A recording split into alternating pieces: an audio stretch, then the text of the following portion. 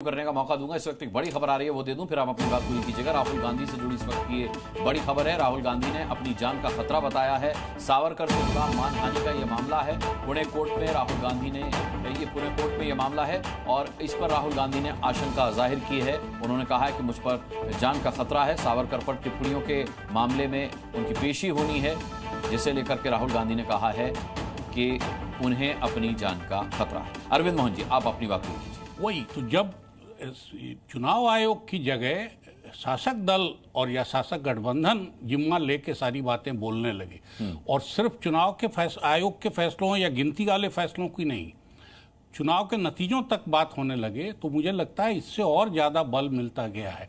तो राहुल गांधी के कैंपेनिंग का जितना असर है, मैं मानता हूं कि बीजेपी के प्रवक्ताओं का और बीजेपी के बोलने का भी ये असर है।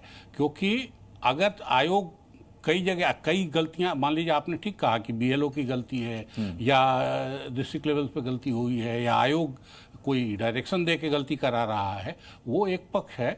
लेकिन जो गलतियां छोटी पाई गई हैं और मेरे ख्याल ये सर्वे उन गलतियों को दूर करने के लिए ही होगा या होता है। भाई तो, आप बहुत अच्छा शब्द इस्तेमाल कर रहे हैं, गलती, लेकिन क्या विपक्ष यही गलती कर रहा है कि वो गलती को गड़बड़ी बता रहा है? अब ये मैं यही कह रहा हूं कि ये कैंपेन कहां तक पहुंचता है ये उस पर डिपेंड करेगा। हम सब ने देखा है कि किस तरह से सीएजी ने एक रिपोर्ट को, जिसका कुछ भी साबित नहीं हुआ, सरकार बदलने का इशू बना दिया। वीपी सिंह ने किस तरह से उस बोफोर्स को एक 413 सदस्यों वाली पार्टी को हराने का मंत्र बना लिया, जिसका आज तक बोफोर्स का कुछ भी नहीं साबित हो पाया।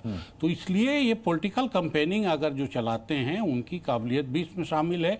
और जो जवाब, जैसे मान लीजिए मोदी जी का ही जवाब मैं मानता हूँ, बीजेपी का ही, अब तक राहुल गांधी के जो भी सवाल उठे हैं वो कई सवालों में हो सकता है कुछ दम हो, लेकिन कोई कैंपेन, इवन महाराष्ट्र के चुनाव पे जो गड़बड़ की बात वो कहते रहे हैं, क्योंकि उन सब पे काउंटर कैंपेन ज़्यादा बढ़िया चला है। लेकिन इस मुद्दे पे मुझे लग रहा है कि राहुल गांधी की बात का जोर पकड़ना और पॉलिटिकल इशू बनना, उसकी एक वजह बीजेपी का ज़्यादा एक्टिव होना। ठीक है, ठीक है। शांतनु गुप्ता कुछ कहना चाह रहे हैं, फिर मैं के शर्मा जी पे आता हूँ और उसके बाद निशांत आनंद जी रुक करूंगा।